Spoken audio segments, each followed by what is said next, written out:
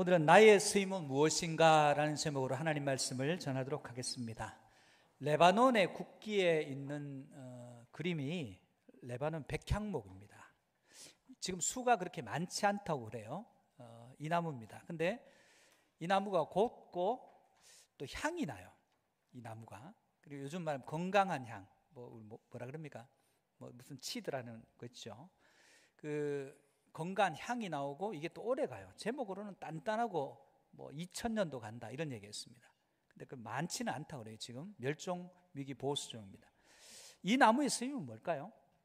건축 재료입니다.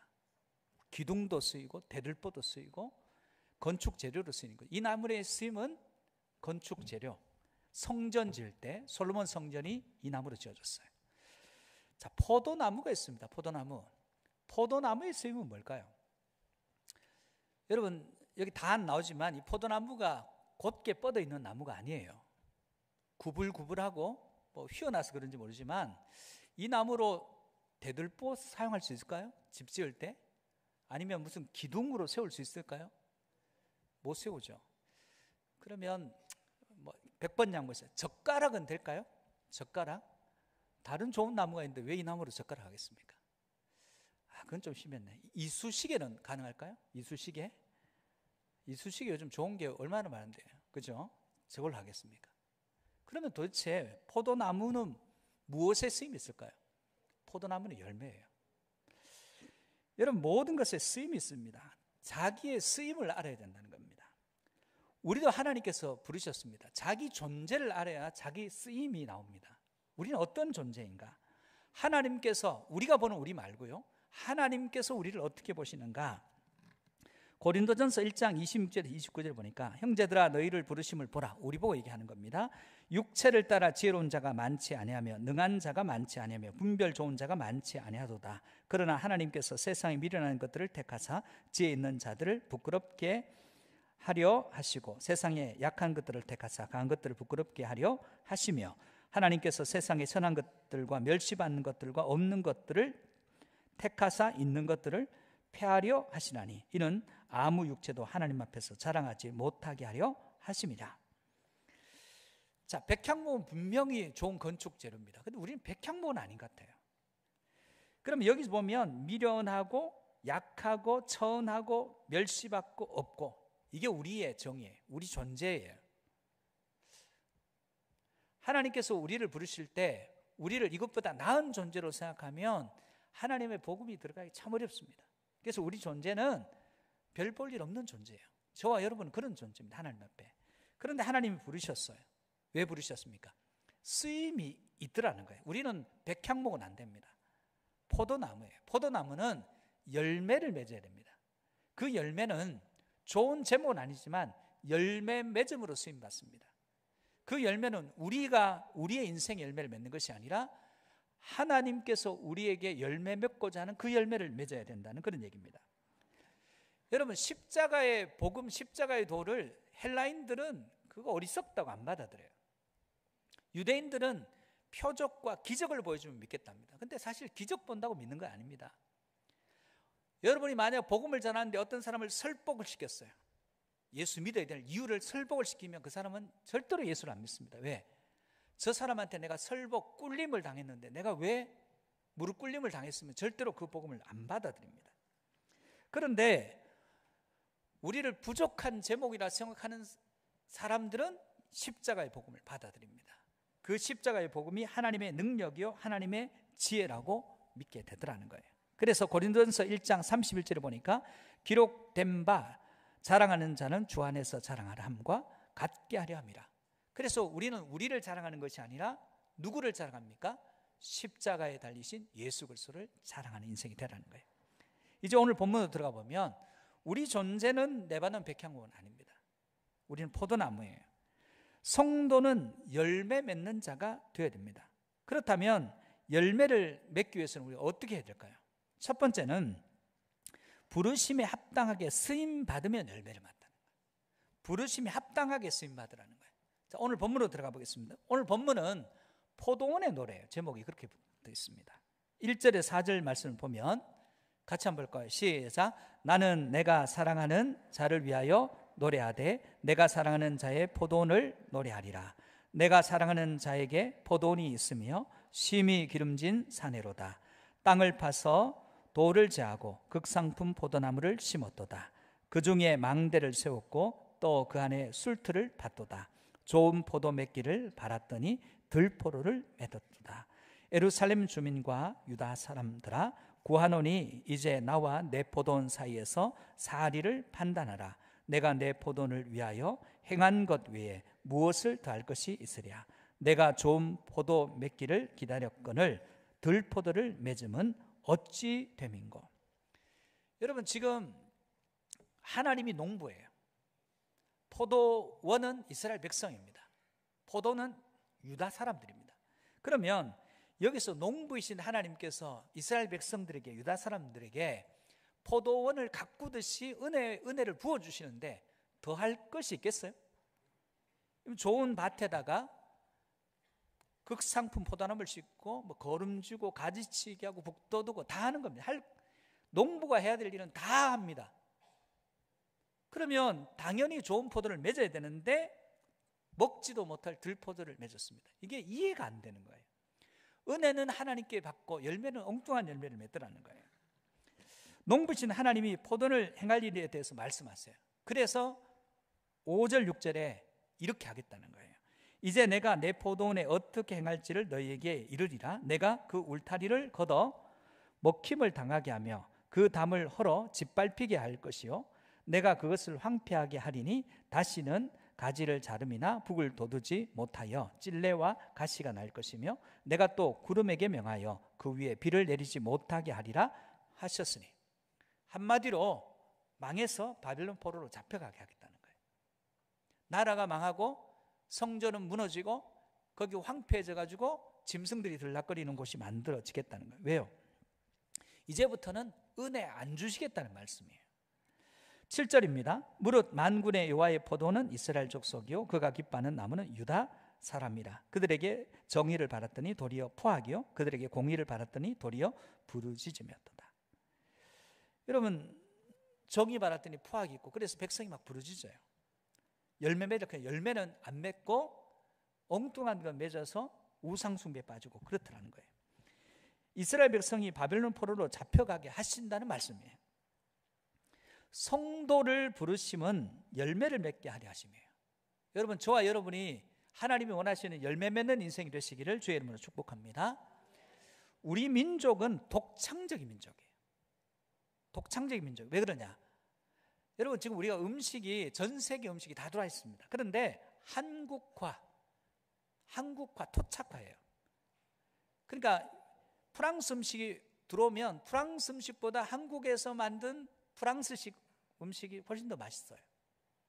베트남의 음식이 한국에 들어오면 개량되어서 훨씬 더 맛깔스럽게 만들어서 한국화하는 거예요. 그런 독창성이 더 발전시키고 더 새롭게 합니다. 우리 민족의 우수성이에요. 근데 이 독창성이 어떤 형태로 나타나요? 무슨 제품이든지 사용 설명서를 잘 보고 쓰지 않아요. 독창성이. 그래서 설명서 안 보고 70% 가동해야 될 기계를 150% 가동합니다. 중간에 부속도 임의로 끼워 넣고 계량도 해서, 그래서 최대한 효율을 내긴 합니다. 그런데 이것이 사회 질서로 보면 우리끼리 대충대충 합니다. 우리가 실제로 교통법규나 차선을 잘 지키는 것 같지만 생각보다 안 지킵니다. 왜냐하면 1차선에 어떤 차가 갓길에 서 있으면 중앙선 넘어가야 되잖아요. 그러면 그 차가 비키고 지나가야 되는데 대충 중앙선 넘어가서 우리끼리 그냥 갑니다. 세우는 사람도 그냥 중앙선 넘어가서 피할 수 있으면 대충 세워요. 우리끼리 이렇게 저렇게 대충 해서 융통성 있게 발휘됩니다. 이게 독창성이에요. 근데 신앙의 측면을 한번 보자고요. 신앙적 측면에서 오면 하나님의 말씀도 안 읽고 묵상도 안 하면서 우리끼리 대충 해요. 좋은 게 좋은 거다. 하나님의 말씀이 있지만 우리가 편한 대로 하는 거예요. 하나님의 말씀대로 따르진 않습니다. 자기 생각과 뜻과 계획이 분명해요. 그래서 하나님의 말씀에조차도 융통성을 발휘해버립니다. 그러니까 하나님의 뜻과는 맞지가 않아요. 정치인 중에 김종인 비대위원장이라고 하고 그런 표현을 쓰죠. 정치인입니다. 이분이 오래된 노회한 정치인입니다. 이분이 한 단어 중에 대통령이 되는 결정적인 순간이 있다, 이런 단어가 있습니다. 별의 순간이라는 단어예요. 별의 순간이 있다. 저 사람이 대통령으로 각성되는 별의 순간, 시기, 절호의 시간이 있다는 거예요.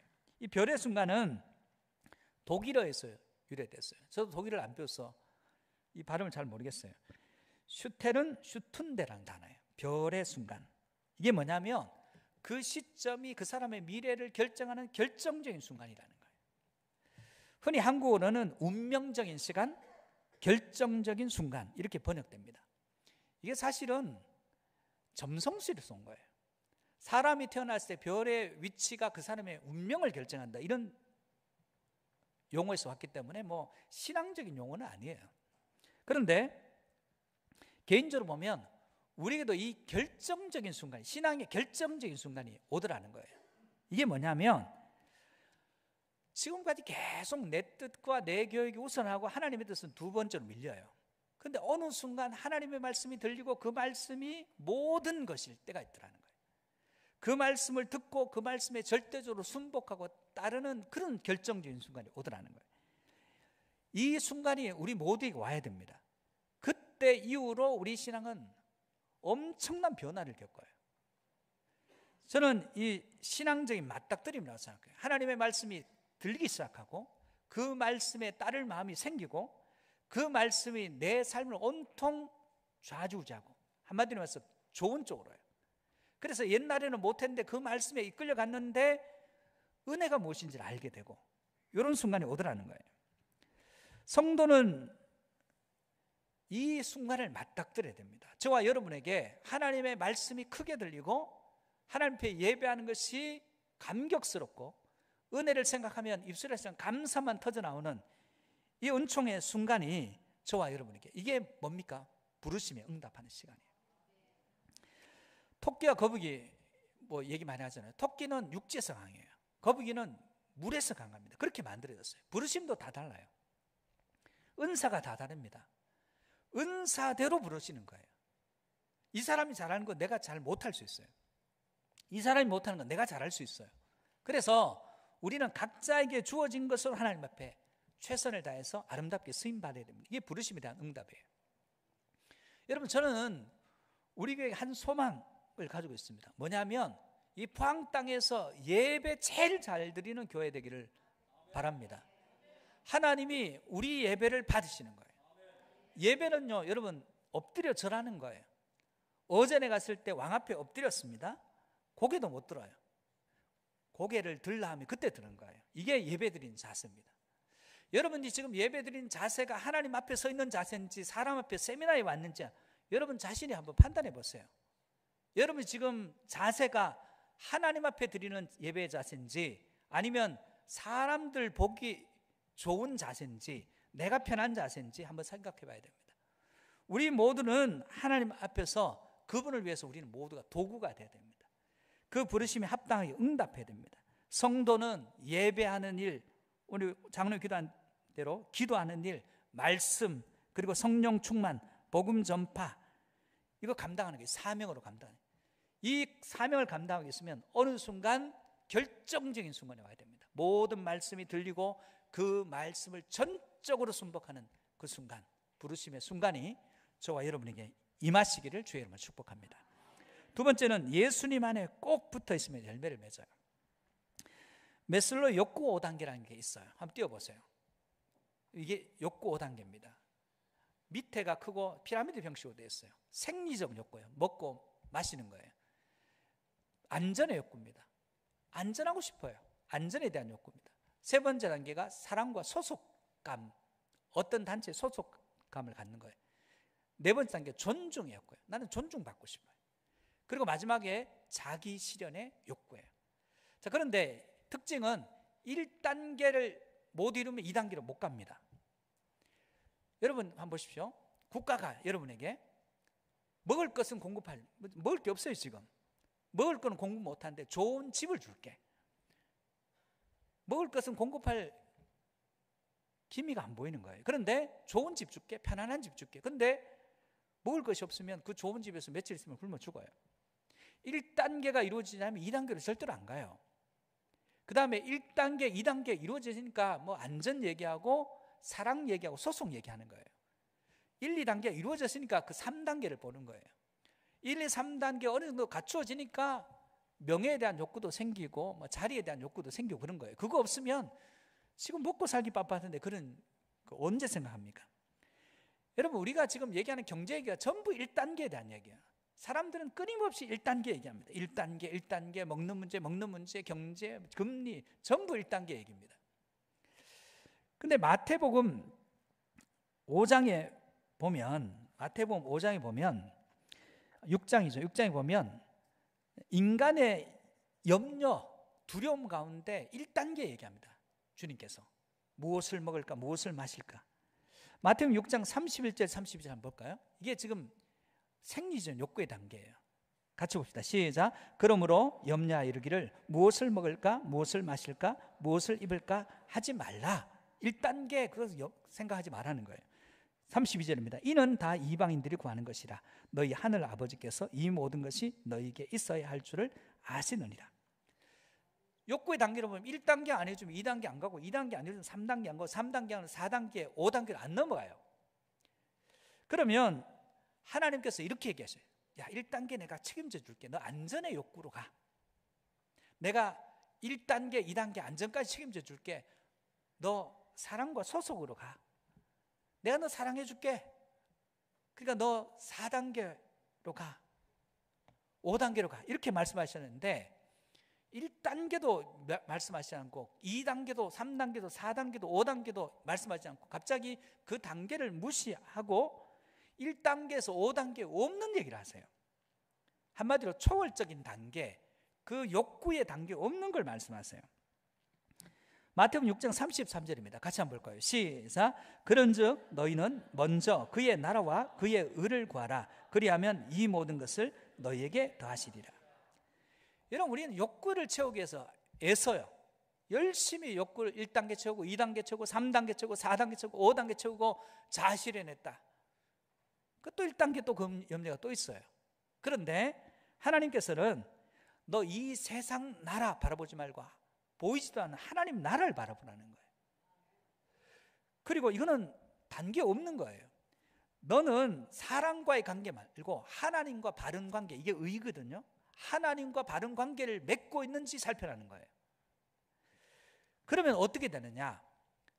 1단계, 2단계에서 5단계까지 그 염려가 하나님의 나라와 그 의를 구할 때 그냥 구현돼요. 지금 그 얘기를 하시는 거예요.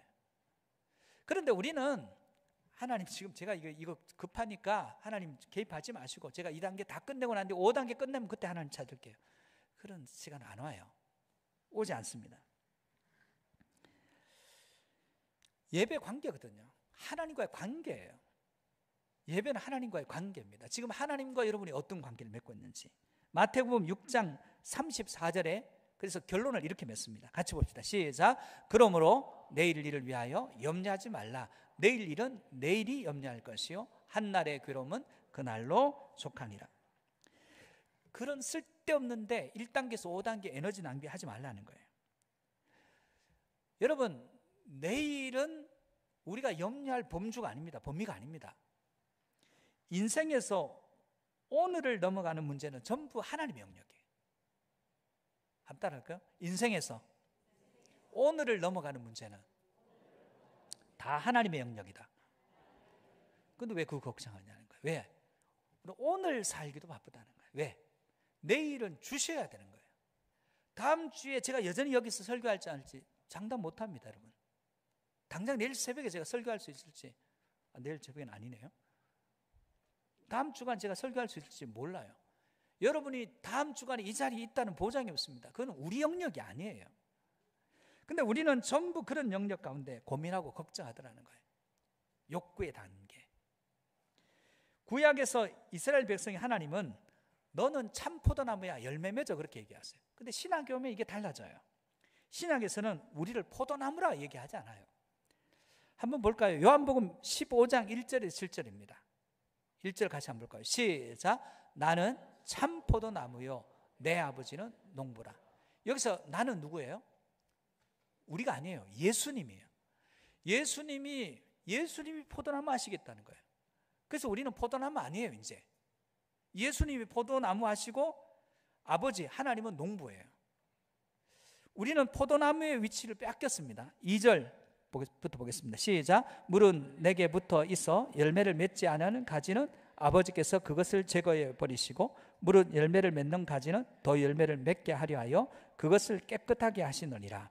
너희는 내가 일러준 말로 이미 깨끗하여졌으니 내 안에 거하라. 나도 너희 안에 거하리라. 가지가 포도나무에 붙어 있지 아니하면 스스로 열매를 맺을 수 없음 같이 너희도 내 안에 있지 아니하면 그러하리라. 나는 포도나무요 너희는 가지라. 그가 내 안에 내가 그 안에 거하면 사람이 열매를 많이 맺나니 나를 떠나서는 너희가 아무것도 할 수 없음이라. 사람이 내 안에 거하지 아니하면 가지처럼 밖에 버려져 마르나니 사람들이 그것을 모아다가 불에 던져 사르느니라.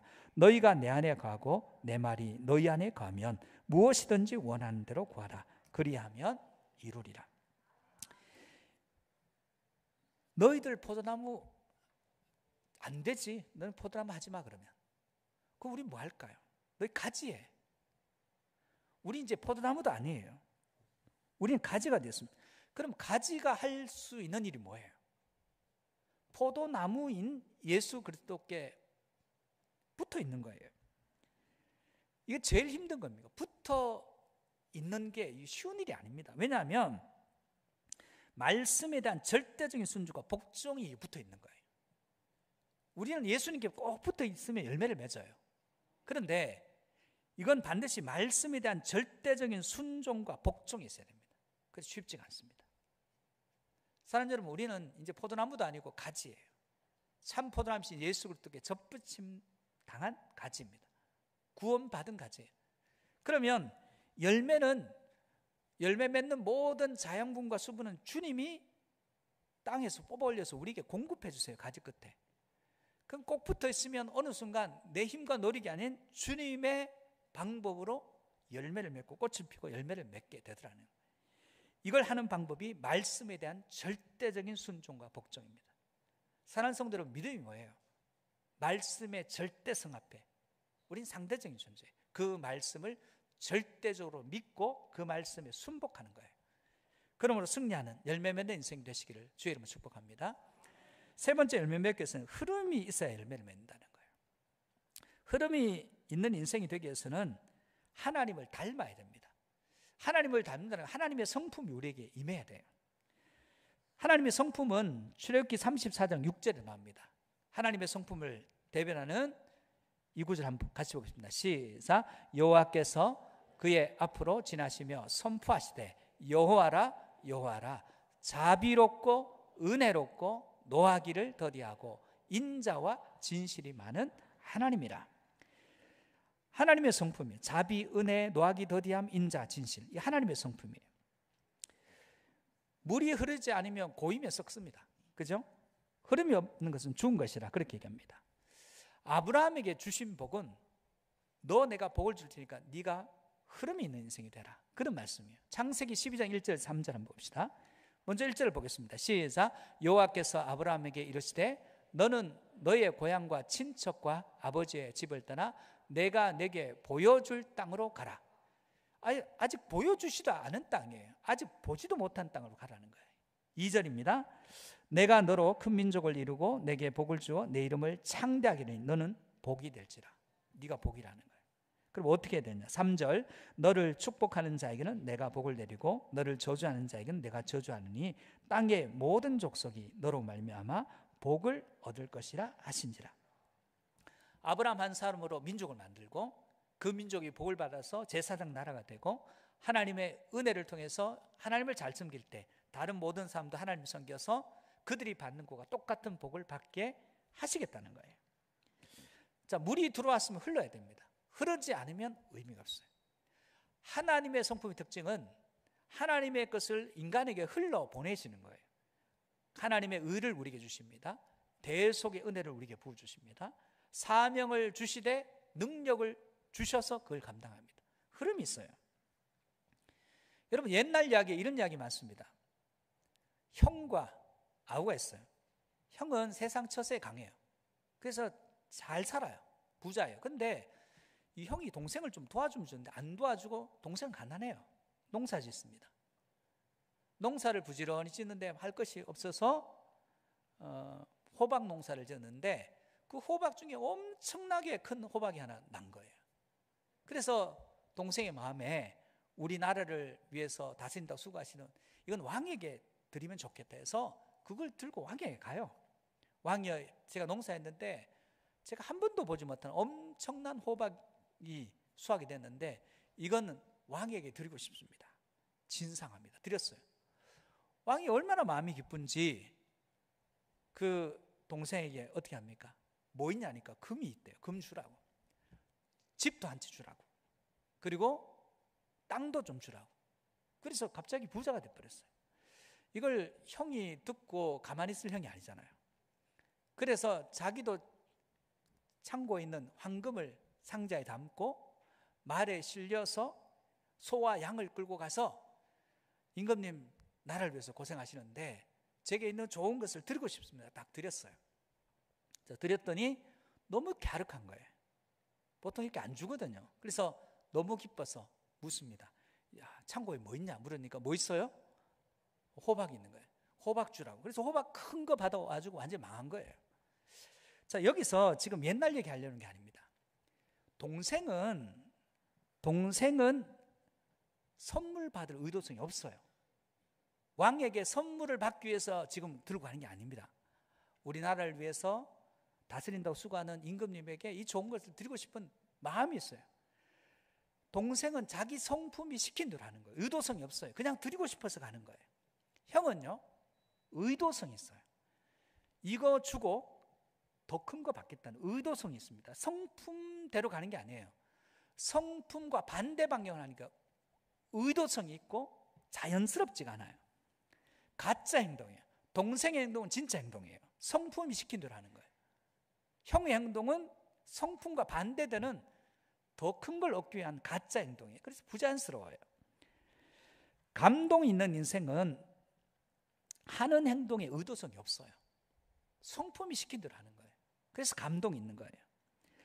마가복음 10장에 보면 부자 청년 이야기가 나옵니다. 와서 뭐 영생을 얻으려면 어떻게 하냐? 십계명 지켰다. 그런데 예수님이 뭐 다 팔아가지고 그 말씀하시죠. 마가복음 10장 21절 22절입니다. 예수께서 그를 보시고 사랑하사, 이런 청년은 없거든요. 너무너무 복이 드문 청년이라서 사랑하사 이르시되, 내게 아직도 한 가지 부족한 것이 있으니 가서 내게 있는 것을 다 팔아 가난한 자들에게 주라. 그리하면 하늘에서 보화가 내게 있으리라. 그리고 와서 나를 따르라 하시니 그 사람이 재물이 많은 고로 이 말씀으로 인하여 슬픈 기색을 띠고 근심하며 갔다입니다. 여러분, 흐름이 있는 인생이다라는 거예요. 그런데 이 청년은 모든 재물은 자기 창고에서 끝이야. 종착역입니다. 쌓아두고 있는 것입니다. 자기만 누리는 거예요. 주님께서는 흐름이 있어야 내 제자가 된다는 거예요. 버리고 따르면서 새로운 거 얻으라는 거예요. 근데 이 청년은 자기가 종착역 되려고 합니다. 성경에 이 청년 이름이 없어요. 제자라 때문에 이름 한 토막 나왔을 텐데 이름도 없습니다. 그는 아마 그 자신이 가진 그것과 함께 망했을 거예요. 2차 세계대전에서 프랑스가 독일의 점령을 받았어요. 나치가 점령했습니다. 그리고 거기에서 유대인들을 색출해서 죽여요. 프랑스의 개신교도들을 위그노라 그래요. 그런데 이 위그노들이 독일군에 잡혀가는 수많은 유대인들을 구합니다. 엄청나게 구해요.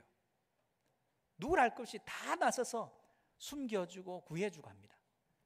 우리가 아는 쉰들러 리스트는 비교도 안 될 정도로 어마어마한 사람들을 구했어요. 근데 우리가 왜 몰라요? 사람들이 그런 위그노들을 칭찬하기 시작해요. 어떻게 그럴 수 있냐고, 너무너무 대단하다고. 그러니까 이 위그노들이 자기들 칭찬하는 걸 이해를 못해요.